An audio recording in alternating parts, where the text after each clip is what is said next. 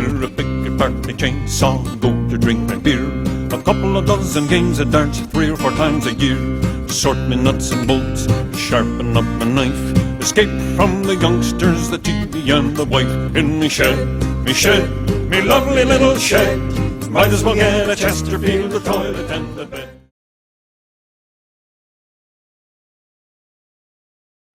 How's it going, guys? Thanks for clicking on my video as always. So in this video, it should be a pretty quick one, but I'm just going to go over the 5 top mods you should do to your ATV if you're going to make it into a trail riding machine. This is just my opinion. You might be different, but give it a listen. And remember, this is for a trail riding bike, not for those big mudders. So if you're going to be making a mud machine, you might want to have different options, but this will be for a trail bike, so stay with me. Alright guys, we're back here in the shed. I got the 2 Hondas pushed outside, give me a little bit more room. We got some smoked salmon going on the Traeger for the party tonight. Not here, but somewhere else. And yeah, we're going to go over the top 5 modifications you should do to your ATV if you're planning on doing trail riding. Let's get started. Alright, so the first modification you guys should do if you're going to be making a trail ride bike, no matter what, in my mind, is get a good set of trail tires. I know a lot of new side-by-sides and ATVs are coming out with decent tires on them. Carnivores, some of them are coming with Bighorns, and a bunch of other brands. There's a bunch of good ones, Zillas, everything. I'm not saying you have to get these tires, I'm just saying a real good set of tires with, you know, a good ply. I'm a fan of lots of smaller knobbies, evenly spaced out. Gives you a nice smooth ride and lots of grip in all different terrains, and I've been in quite a few terrains if you watch my videos. So generally on the trail, the main issue you're gonna have out there is probably a flat tire. I haven't had one with this one yet, knock on wood, but yeah, and obviously bring along a plug kit with you. So that'll be the first thing I would say is get yourself a good set of tires. Alright, so the second thing I usually tell people to get when they're first get their ATV or side-by-side is get yourself a winch. You don't know how many times you're going to use this when you're out there and you get stuck somewheres and you don't have a winch. Trust me, you would trade every light bar, sound system, whip lights, you would trade all that for a winch. Trust me, you will. So get yourself a good winch. If you have this ATV, mine's in the lighter range of ATVs now, the 700 Grizzly, and I have a 3,000 pound winch on it. 2,500 would do you fine too. 2,500, 3,000. If you get into the bigger bikes, you know, a 1,000 Can-Am Outlander, all kitted out, you know, it's a bit heavier than the Grizzly. You know, 3,000, 3,500 pound winch if you want to go up that high. And obviously if you're getting into the side-by-side, you're going to want a 4,000 or higher winch because they're heavier, obviously. So, and then a long either strap or rope, something that's really strong, so that if you can't quite reach a tree, you can extend your winch line. I think this winch line's about 50 feet. That's the standard. And let the winch do the work. Jesus Christ. Sorry about the language. So that would be my second thing to tell you, is to get a good winch. So the third modification I would tell you to do for your trail ride bike would be get yourself some sort of a storage box. It doesn't have to be this one. This is just what I have. This is an OEM Yamaha box. But there are so many models out there. You can get the one that's the seat with the cushion for the spare rider, or they have a lot more storage in them too than these, and they have bigger boxes made by Copeland and a few other, I think Bronco or something like that makes them. So get yourself a good storage box. It's nice to have. It doesn't even have to be a box. Like on my old Kawasaki 300 Prairie, I just had a just like a toolbox that had the weather stripping on it, and I had that U-bolted onto it, and I used that for years, and it worked fine. It never leaked. It was actually a pretty solid box.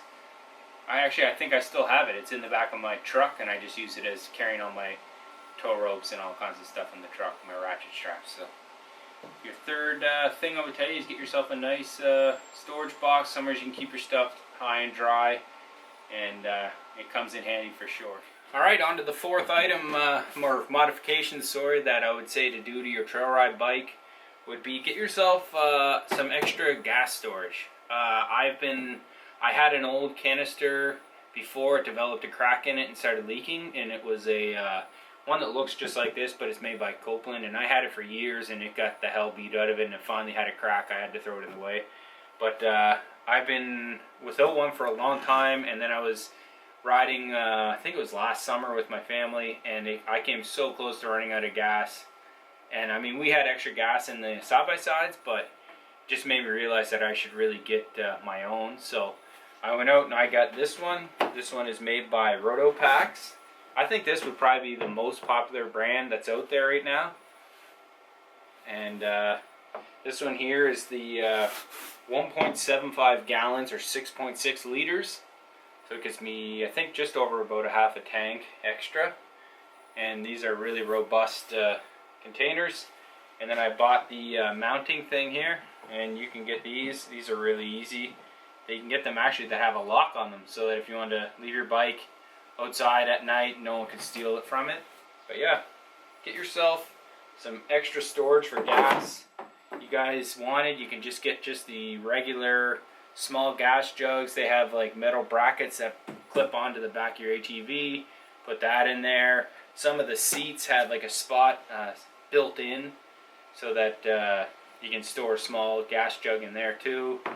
Heck, strap one right to the front of your bike. It doesn't matter, but it's worth a lot when you're out there in the woods and you don't have any extra gas. Because alright, so the fifth and final thing I would suggest you guys getting for your trail ride ATV or side-by-side would be a secondary start. I know I did a whole video just on this.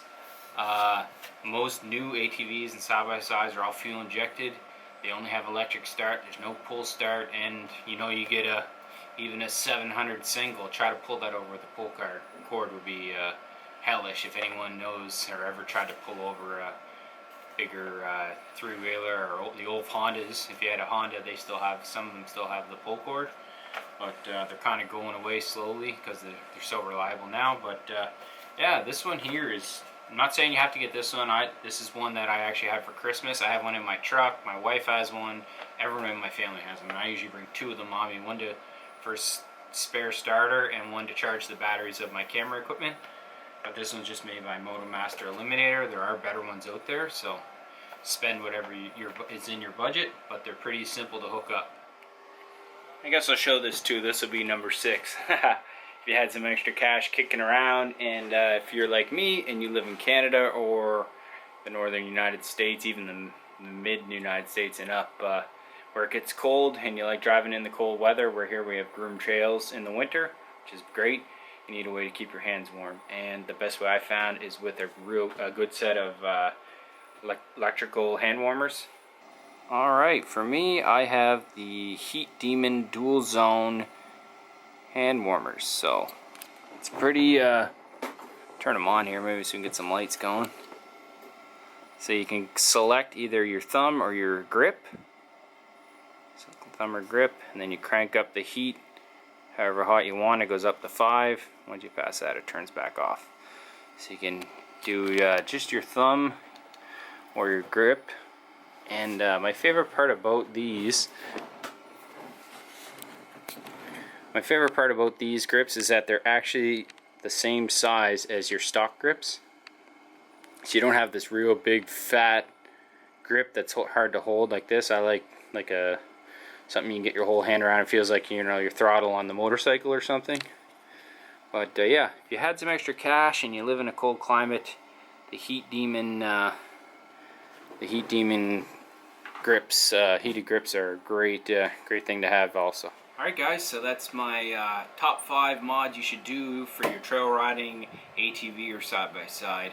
And after those 5, you know, if you guys want to add on your light bars, your programmers, your sound systems, by all means go ahead. But the main thing when you're out there in the woods, especially if you're far back, is getting out of the woods and making it home safe. So I guarantee you would trade those light bars and the sound systems any day of the week to have something that's going to make sure you get home safe. So that's the main thing. And before I go, I just wanted to give a big shout out to Sean Brick. He's a big fan of the channel, and there's a definite maybe he's watching this video right now. So thanks a lot for the support, Sean. I appreciate it, man. Hopefully you guys liked the video. If you did, remember to give it the thumbs up, leave me a comment down below, and let me know what you guys think. If you guys think I missed something, or maybe you would exchange one thing for something else, I'd love to hear from you. So always open here, no hurt feelings, you know. Anyways, thanks a lot guys for watching, and I'll see you guys in the next one. Cheers.